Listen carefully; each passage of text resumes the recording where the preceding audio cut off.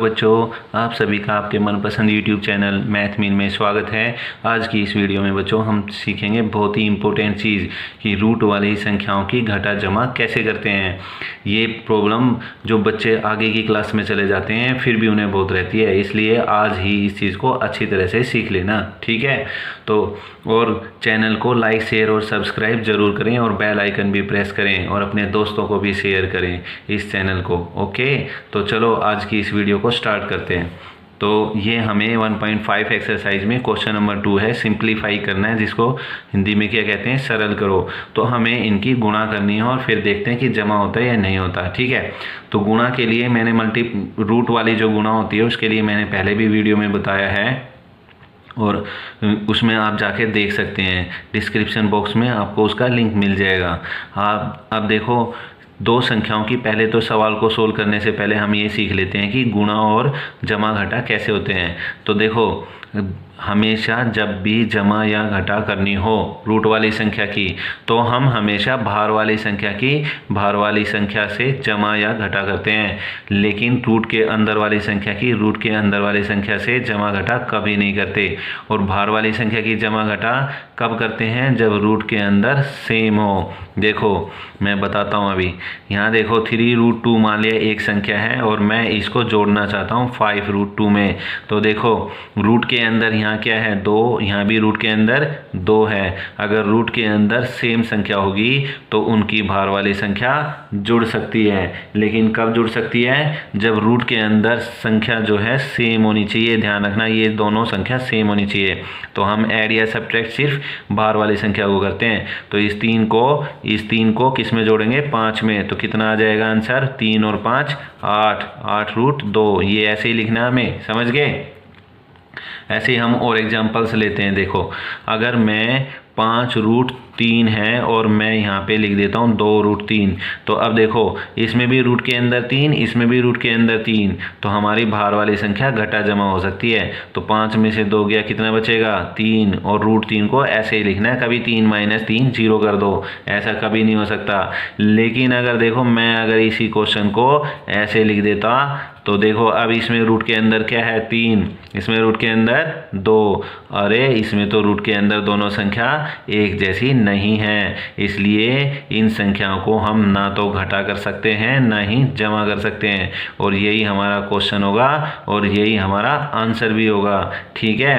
तो घटा या जमा करने के लिए क्या होना चाहिए, रूट के अंदर वाली संख्या सेम होनी चाहिए। और हम घटा जमा किसकी करते हैं, सिर्फ रूट के बाहर वाली संख्या की, ठीक है। अगर मैं इसके देखो एक और एग्जांपल देता हूँ, ये ले लिया और मैं खाली यहाँ पे √3 लिखता हूँ। तो अब इसमें रूट के बाहर क्या है, 5, और इसमें रूट वाली संख्या के बाहर क्या है, यहाँ पे बताओ मुझे।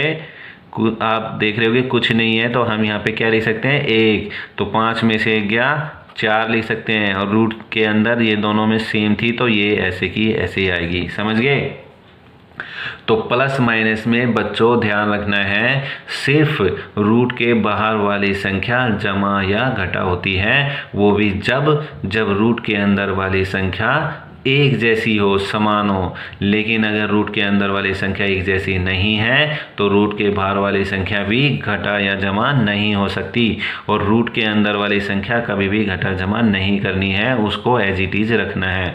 अच्छा, गुणा में मैंने पहले भी बताया था, थोड़ा सा और रिपीट कर देता हूँ। गुणा में हमेशा क्या करते हैं, गुणा में और भाग में क्या करते हैं, भार वाली संख्या से मल्टीप्लाई होती है और रूट के अंदर वाली संख्या रूट के अंदर वाली संख्या से मल्टीप्लाई होती है।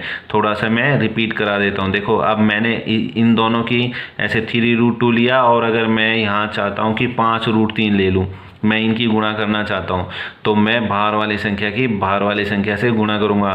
3 पंजे 15 आ गया। और रूट के अंदर वाली संख्या की रूट के अंदर वाली संख्या से गुणा करूँगा, तो 2 तिये कितना आ गया, 6 आ गया, समझ गए।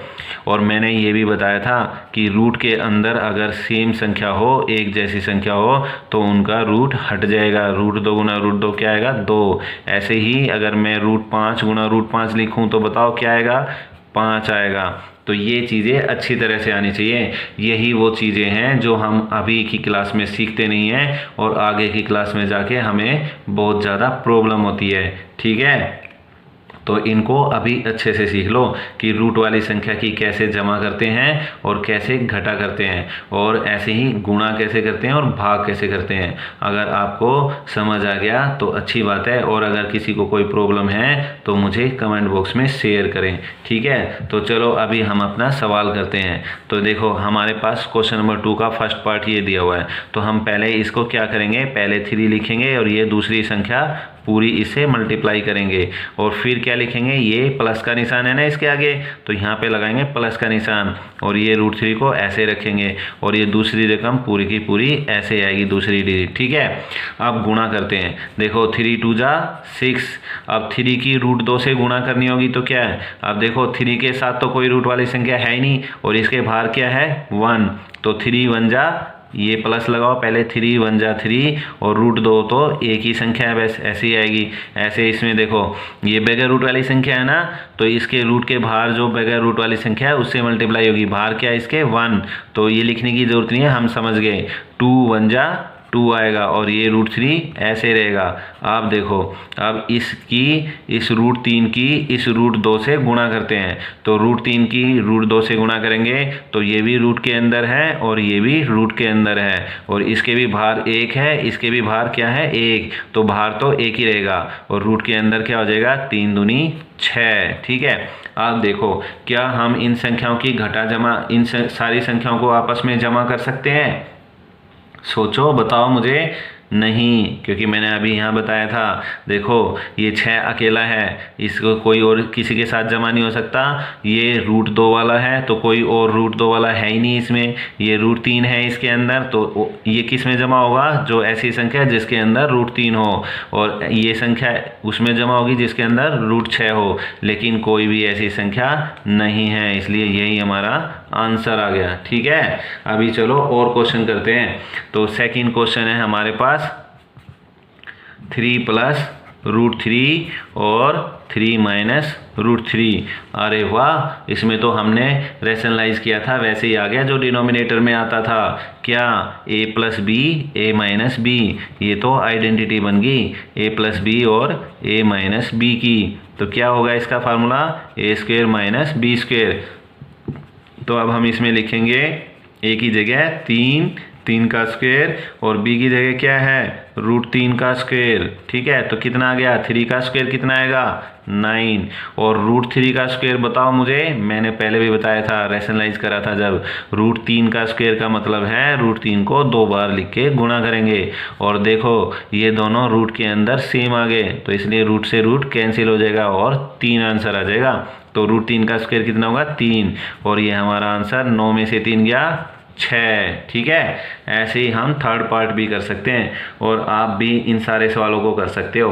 तो पहले ऐसे ही मैं पहले फोर्थ पार्ट कराता हूँ, थर्ड बाद में करना। पहले फोर्थ देखो, √5 - √2, और इधर क्या आएगा √5 प्लस में √2। अरे वाह, इसमें भी देखो a - b a + b बन गया, ये a - b है और ये a + b है, फार्मूला बन गया a² - b²। तो a की जगह यहाँ पे क्या है √5, तो √5 का स्क्वायर लेंगे, और b की जगह क्या है √2, तो √2 का स्क्वायर लो, पहली संख्या का स्क्वायर और दूसरी संख्या का स्क्वायर। अब मुझे बता दो जल्दी से कि √5 का स्क्वायर कितना आएगा, √5 का स्क्वायर कितना आएगा, √5 का स्क्वायर का मतलब √5 गुना में √5, और गुणा में है दोनों के ऊपर रूट है, सेम संख्या है तो रूट हट जाएगा, क्या आ गया 5। ऐसे √2 का स्क्वायर कितना आएगा 2, तो इसलिए 5 में से 2 गया, कितना बच गया 3। ये देखो कितना आसान है ना। तो ऐसे अगर करोगे तो आपको सारा समझ में आ जाएगा। ऐसे ही अब लेते हैं थर्ड पार्ट हम। देखो थर्ड पार्ट में क्या है √5 प्लस √2 का होल स्क्वायर, तो इसमें तो फार्मूला लगेगा कौन सा a + b का होल स्क्वायर। यहाँ a + b का होल स्क्वायर क्या होता है फार्मूला, आप सभी को याद होगा मुझे पता है, a² प्लस में 2ab प्लस में बी स्क्वायर, ये होता है ना फार्मूला। अब यहाँ पे ए की जगह क्या है, ए की जगह हम √5 लगाएंगे और बी की जगह √2 लगाएंगे। तो ए का स्क्वायर यानी √5 का स्क्वायर प्लस में 2 इंटू ए यानी √5 और गुणा में √2 और बी की जगह क्या आएगा, बी की जगह आएगा √2 का स्क्वायर। अब फटाफट इसको कैलकुलेट कर दो। √5 का स्क्वायर कितना होता है, √5 का स्क्वायर बताओ मुझे कितना आएगा, आप कहोगे 5। Very good. और इन दोनों की गुणा करो, देखो 2 की इसके बाहर, ये तो रूट वाली संख्या आ गई, ये बगैर रूट वाली, तो इसके बाहर भी 1 है, इसके बाहर भी 1 है, हम अपने आप ही समझ लेंगे, लिखने की ज़रूरत नहीं है यहाँ पे, ठीक है। तो ये 2 से 1 की गुणा करेंगे 2 ही रहेगा, और ये √5 के अंदर 2 है, ये रूट के अंदर 5 है और ये रूट के अंदर 2 है, तो रूट के अंदर वाले रूट के अंदर गुणा होते हैं, 5 दूनी 10 और बाहर क्या रहेगा, खाली 2, तो ये आ गया 2√10। और तीसरा क्या है, √2 का स्क्वायर, √2 का स्क्वायर क्या आएगा, √2 का स्क्वायर आएगा 2। तो अब देखो ये और ये हम ऐड कर सकते हैं, 5 और 2 7 प्लस 2√10। अब क्या हम इनको ऐड कर सकते हैं, नहीं, क्योंकि ये √10 के साथ है, इसमें तो कुछ है ही नहीं रूट वाला, है ना, तो इसको हम इसमें ऐड नहीं कर सकते। तो ये देखो हमारा आंसर आ गया। ओके, तो ये इस तरह से हमारे क्वेश्चन हो गए, आपको सबको समझ में आया होगा। और अच्छे से करना है इनको, रूट वाली घटा जमा गुणा भाग पक्की आनी चाहिए इसी तरह से, ठीक है, ताकि आपको आगे की क्लासेस में कोई भी प्रॉब्लम ना हो। तो मैं समझता हूँ कि आप सभी को समझ आया होगा, और शुरू से लास्ट तक इस वीडियो को अच्छे से देखें और कॉपी में भी नोट करें। तो चलो अगली वीडियो में फिर मिलते हैं बच्चों एक नए क्वेश्चन के साथ। Okay, bye bye.